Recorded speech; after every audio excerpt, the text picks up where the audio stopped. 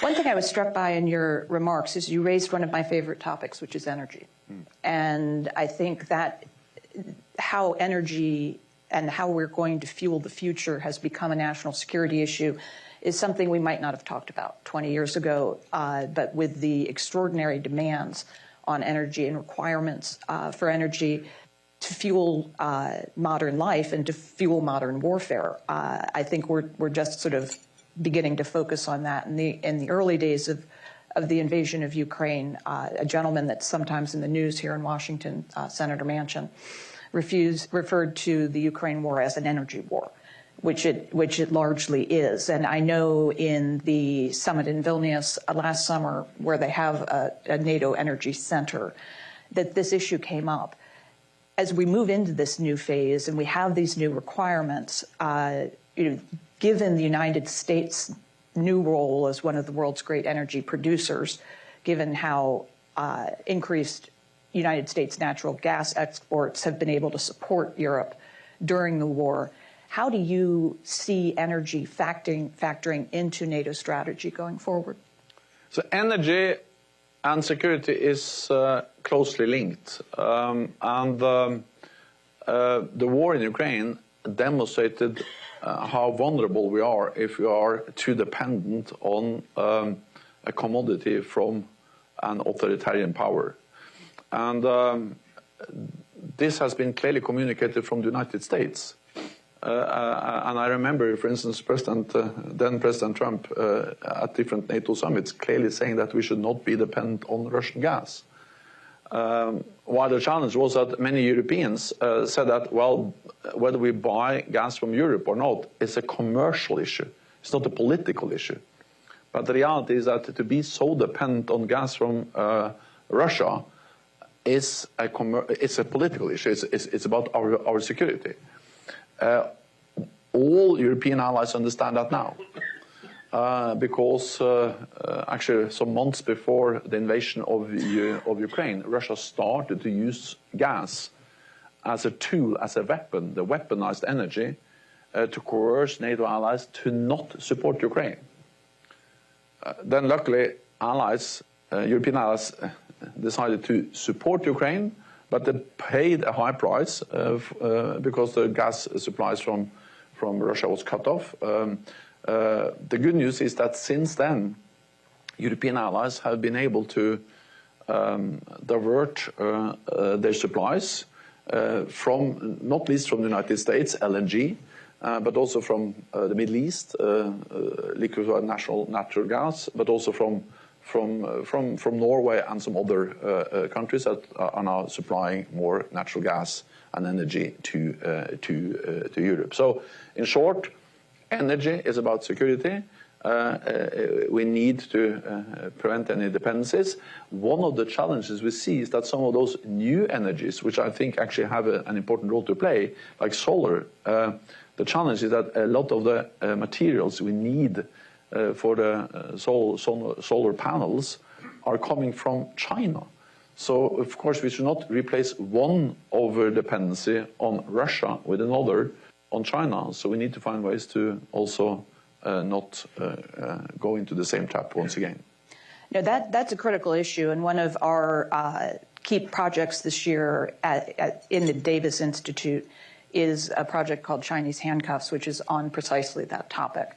That are we trading one dangerous dependency for another? And for the United States, if we walk into that trap, we would be giving up our ability to, surge energy to partners and allies of our own, or from our own resources, rather. And so that gives me a convenient pivot point to my next question, which you also raised in your remarks, which is how we, as NATO, are going to confront China.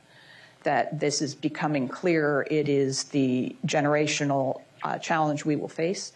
They are resolutely hostile, resolutely opposed to the kind of rules that we have laid out for everything from trade to arms control, and shackling ourselves by rules that they won't follow. Is not going to be a successful strategy.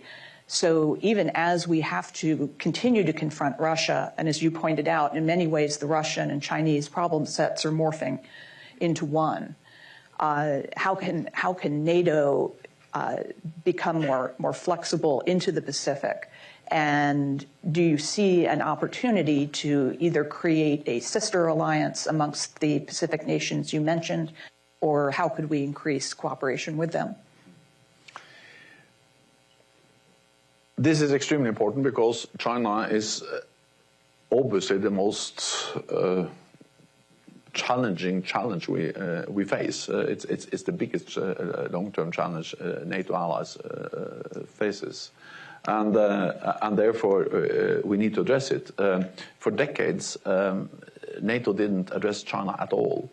In the strategic concept we agreed, which is our basic paper in a way, which we agreed in Lisbon in 2010, China is not mentioned with a single word.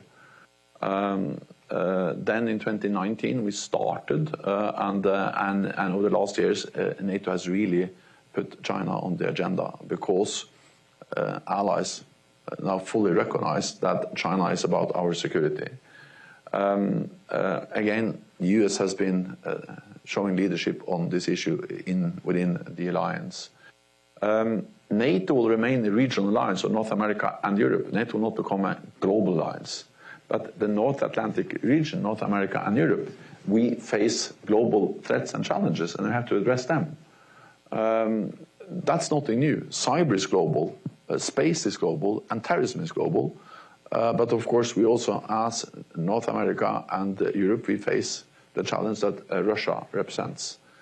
This is about their heavy investments in modernizing their armed forces. It's about trying to control our infrastructure.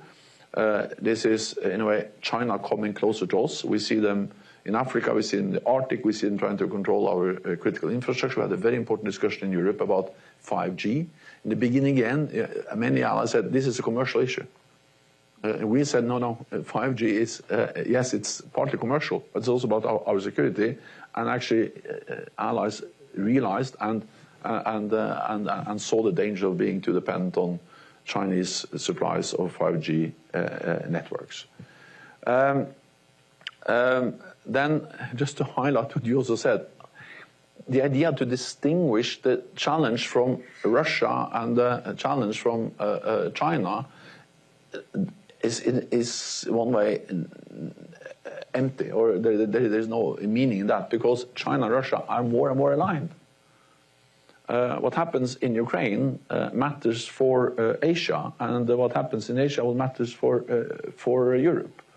And when we see how Russia and China are coming closer and closer, actually how Russia is more and more dependent on China and is mortgaging its future to China, then the idea that we can just address Russia without at the same time addressing China or vice versa is meaningless.